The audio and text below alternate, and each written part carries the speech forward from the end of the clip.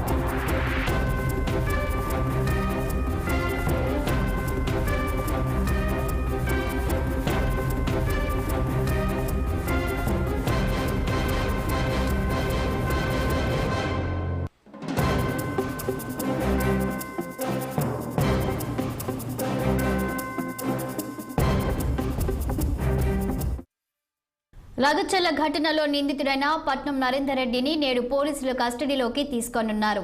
పట్నం కస్టడీతో బీఆర్ఎస్ కీలక నేతల్లో కలవరం మొదలైంది. 2 రోజుల కస్టడీకి పోలీసులు కోరగా కోర్టు అంగీకరించింది. ఇక దీనిపై మరింత సమాచారం మా సీనియర్ కరెస్పాండెంట్ శ్రీనివాస్ అందిస్తారు. శ్రీనివాస్, చెప్పండి. ఇక నేడు పోలీసులు బీఆర్ఎస్ నేత పట్నం నరేందర్ రెడ్డిని కస్టడీలోకి తీసుకుంటున్నట్టు తెలుస్తుంది. దీనికి సంబంధించి మీ వద్దున్న సమాచారం ఏంటి? లలితాల దాడి ఘటనలో కూడా ఏమన్నా నిందితుడు పట్నం నరేందర్ రెడ్డిని పోలీసులు 2 రోజులు విచారించనున్నారు. ఈ నేపథ్యంలో కూడా పోలీసులు కస్టడీకి కోరిన నేపథ్యంలో కూడా కోర్టు 2 రోజుల పాటు విచారించేందుకు కూడా అనుమతించింది. ఈ క్రమంలో కూడా ఈ రోజు చెర్లపల్లి జైలు నుంచి పోలీసులు అంటే కొడంగల్ పోలీసులు కస్టడీలోకి తీసుకోనున్నారు. అంటే ఇప్పటికే ఏటుగా ఉన్న సురేష్ ని అదుపులోకి తీసుకొని 2 రోజుల పాటు పోలీసులు విచారించారు. సురేష్ చెప్పిన అంశాలు ఆధారంగా కూడా పోలీసులు ఈ రోజు రేపు పట్నం నరేందర్ రెడ్డిని విచారిస్తారని కూడా తెలుస్తుంది. ఈ నేపథ్యంలో కూడా సురేష్ కూడా కొన్ని సంచలన విషయాలు సురేష్ ద్వారా కూడా బయటపడినట్టు కూడా తెలుస్తున్న నేపథ్యంలో కూడా పట్నం నరేందర్ రెడ్డిని విచారిస్తే మరికొన్ని కీలక అంశాలు బయటకు పడే అవకాశం ఉందని కూడా పోలీసులు భావిస్తున్నారు. ఈ క్రమంలో కూడా పట్నం నరేందర్ రెడ్డిని పోలీసులు ఈ రోజు రేపు 2 రోజుల పాటు అదుపులోకి తీసుకొని అంటే చెర్లపల్లి జైలు నుండి తీసుకుని విచారిస్తారని చెప్పొచ్చు. అయితే ఇప్పటికే ఈ నేపథ్యంలో కూడా బీఆర్ఎస్ నేతల్లో కూడా ముఖ్య నేతల్లో కూడా కలవరం మొదలైందని చెప్పొచ్చు. ఎందుకంటే ఇప్పటికే పట్నం నరేందర్ రెడ్డి ఉద్దేశపూర్వకంగానే అంటే ఇటు బీఆర్ఎస్ అంటే కేటీఆర్ ఉద్దేశపూర్వకంగా జయించారని కూడా పట్నం నరేందర్ రెడ్డి కూడా కాంగ్రెస్ నేతలు ఆరోపిస్తున్న నేపథ్యంలో కూడా ఆ కోణంలో కూడా పోలీసులు విచారిస్తారు. ఎందుకంటే అక్కడ అధికారులపై ఐఏఎస్ అధికారి కలెక్టర్ పై అదేవిధంగా అధికారులపై దాడి చేయడం అనేది మాత్రం సీరియస్ గా తీసుకున్న ప్రభుత్వం దీనికి సంబంధించి పూర్తిగా విచారించి దోషులు కఠినంగా శిక్షించాలని భావిస్తుంది. ఈ క్రమంలో కూడా ఇటు సురేష్ అంటే పట్నం నరేందర్ రెడ్డి దీనికి సంబంధించి మొత్తం ఆపరేషన్ నడిపిస్తే సురేష్ అక్కడ అమలు చేయగల లంచర్ల ఘటనలను కూడా ఇప్పటికే కొలిక్కి వచ్చిన నేపథ్యంలో కూడా సురేష్ ద్వారా కూడా పలు కీలక అంశాలను పోలీసులు రాబట్టారు.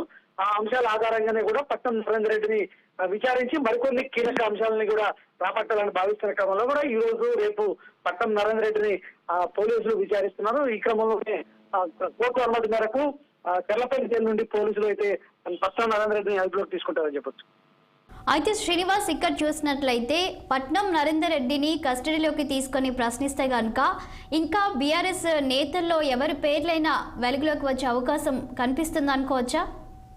అంటే ఇప్పటికే ఈ ఘటనకు సంబంధించి అంటే ప్రభుత్వం మంచి కార్యక్రమాలు చేపడుతుంటే బీఆర్ఎస్ ఓరక ఈ దాడులకు పాల్పడుతుంది. అయితే ఈ మంచి ఆదరణ ప్రజల్లో కూడా అలాంటి వ్యతిరేకత లేనందున అధికారులపై దాడికి పురిగొల్పోతుంది బీఆర్ఎస్ అంటూ కూడా ఇప్పటికే కాంగ్రెస్ నేతలు ఆరోపిస్తున్నారు. సీఎం రేవంత్ రెడ్డితో పాటు మంత్రులు కూడా మండిపడుతున్న పరిస్థితి.